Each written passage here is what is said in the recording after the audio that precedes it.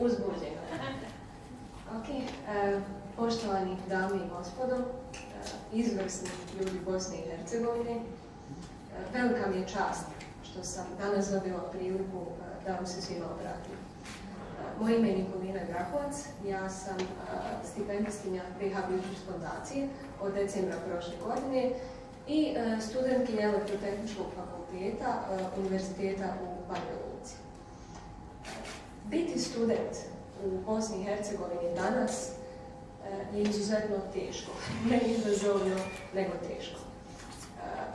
Svjesni smo sramne ocijenjenosti znanja danas i odliv mozgova koji traje već neko vrijeme je naša nova realnost na koju se više i ne osvrćemo.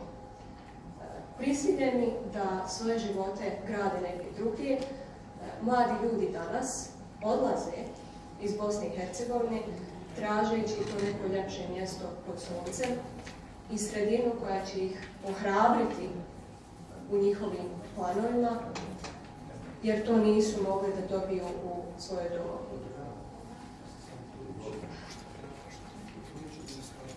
Ono što bih ja željela da kažem je da unatoč takvoj situaciji mi danas imamo mlade ljude čiji prosto želja za inovacijama, strast, prevazilaze sve prepreke, čak i u ovakvoj sredini i u ovim okolnostima u kojima inovacijama nema previše mjesta, jer ostaje samo potreba za preživljavanje, potreba da, kako god znamo i umijemo, steknemo obrazovanje i potražimo tu svoju budućnost negdje vani.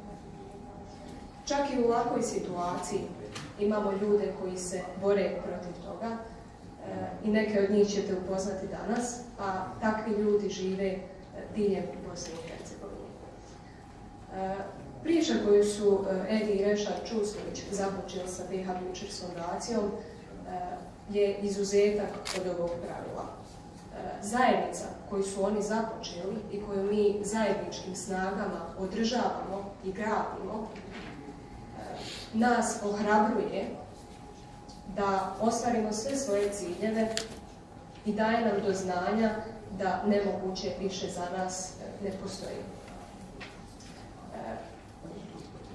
I na ovom našem putu potrebna nam je vaša pomoć.